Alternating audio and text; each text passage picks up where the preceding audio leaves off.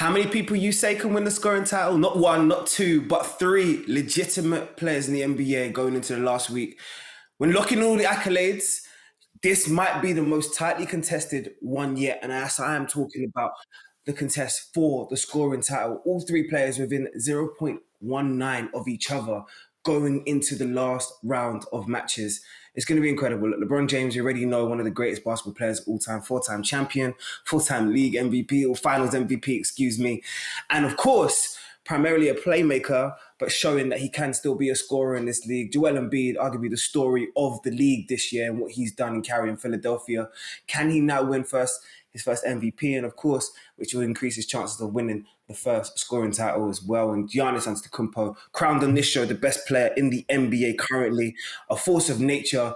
No one can stop him. He's like a storm going towards the bucket. And the ease in which he scores the bucket is also a beauty to watch. It's the biggest question, of course, and I'm going to shout out to my guy Double M straight away, is when it's all said and done, Mo, everybody's points are locked in.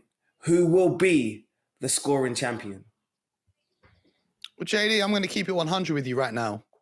None of these three guys should be the scoring leader of the NBA this season.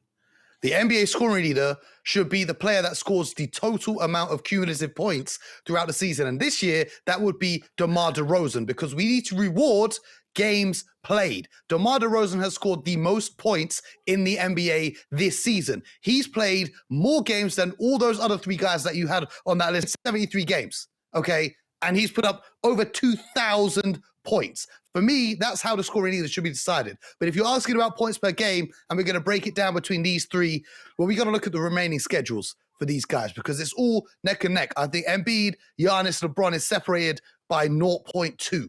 Okay, it's a crazy close race. Let's look at Embiid.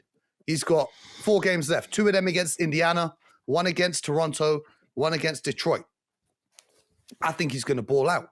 He put up 44 in his last game. I think he's going to try to do that again and again and again. Why?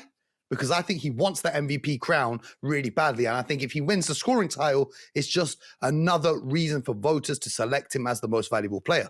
On the other hand, Giannis Antetokounmpo, I don't think he cares about the personal accolades. I don't think he's worried about the scoring title. I don't think he's worried about the MVP. We all know that man just wants another NBA championship. His remaining schedule is Chicago, Boston, Cleveland, and Detroit. And Cleveland have caused him a few problems, but now they're missing a few guys.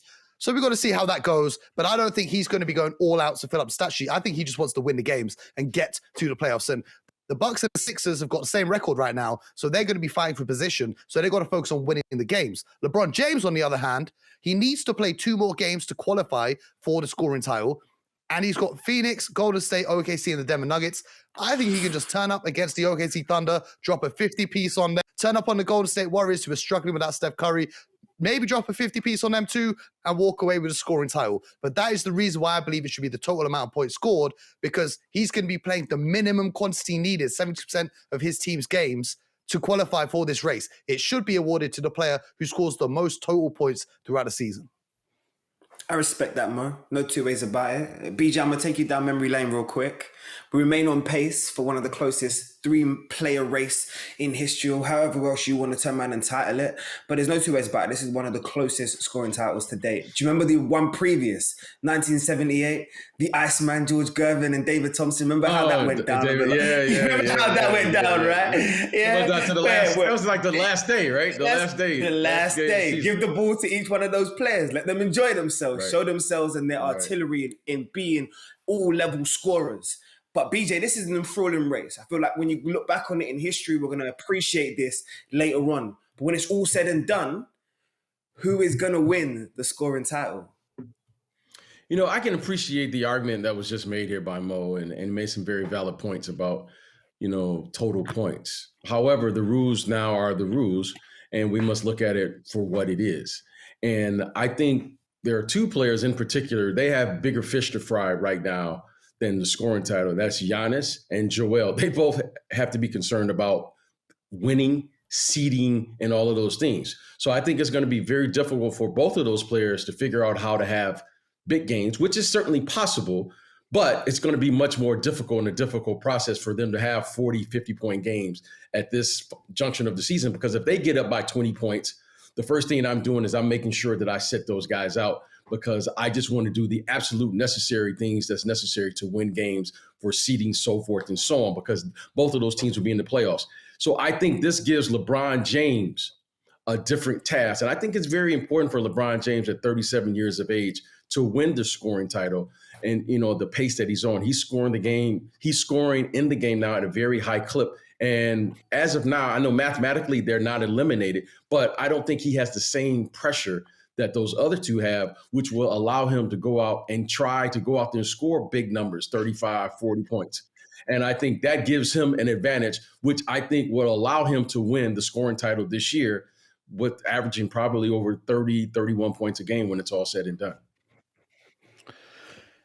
Yeah, I remember 2013, Carmelo Anthony and Kevin Durant were batting out for the scoring title, and Kevin Durant actually sat out the final game of the season, and he said, if you're mad at me for not trying for the scoring title, I do that because these players who are in the race for the playoffs and trying to compete for a championship, they don't care about the scoring title. I think as a media and as fans, people care about it a lot more than the players, because Giannis's eyes are fixated on repeating as the NBA champion. Joel Embiid's eyes are on the MVP and trying to get this Sixers team to the NBA finals. Whereas LeBron James, man, come on, we can't sit here and act like he's desperate to catch the San Antonio Spurs for the 10th place in the Western Conference.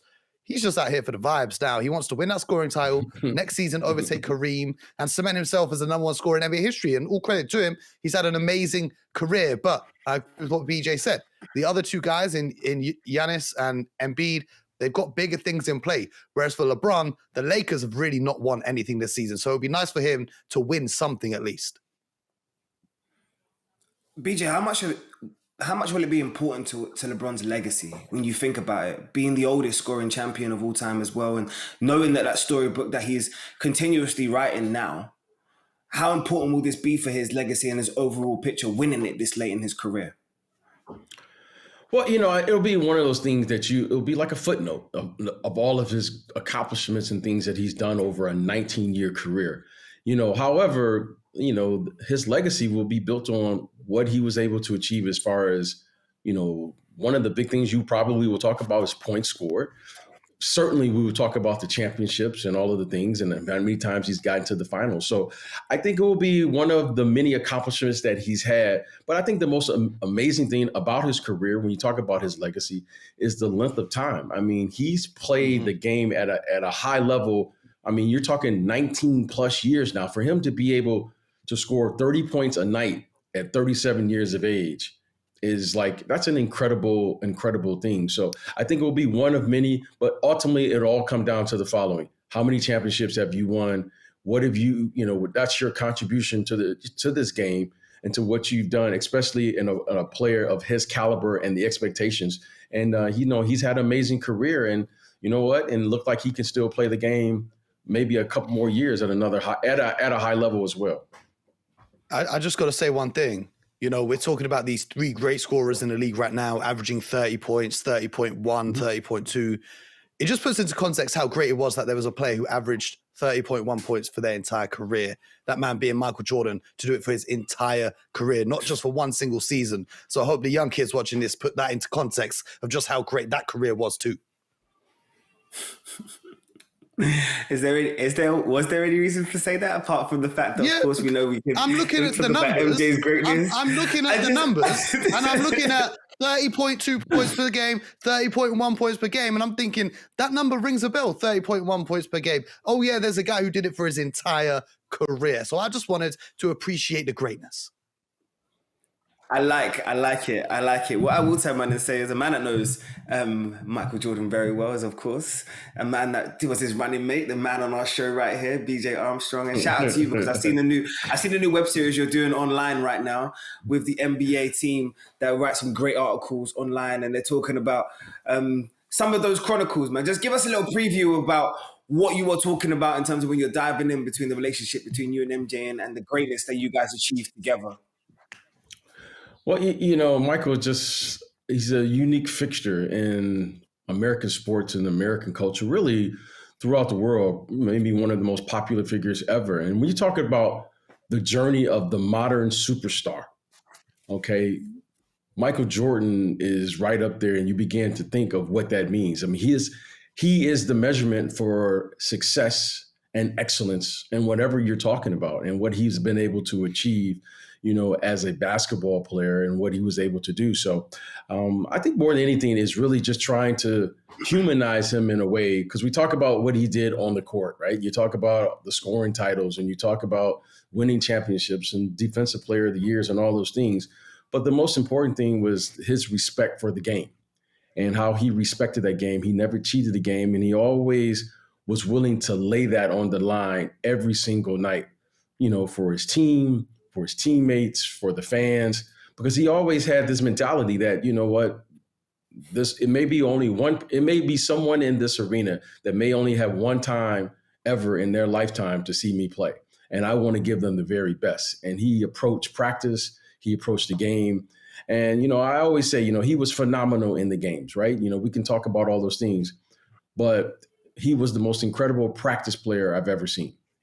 And that's not something you just fantasy and you're making up. For him to be able to repeat this level and give this type of energy day in and day out, time and time again, to me was one of the most incredible things, is for him to be able to practice the same way he played. And he was an incredible player. But I really wish that we could have taped his practices so that people can see how much this man put into his craft every single day, not with just talent, but the effort and the energy that was necessary to achieve that level. And to me, it was just an amazing thing. And, as I begin to recollect, you begin to remember things, you say, man, that can't be possible. Definitely. And I feel like it was right to bring up Michael Jordan in that discussion, because anytime we talk about scoring champions, remind yourself Michael Jordan was a 10-time scoring champion in this league.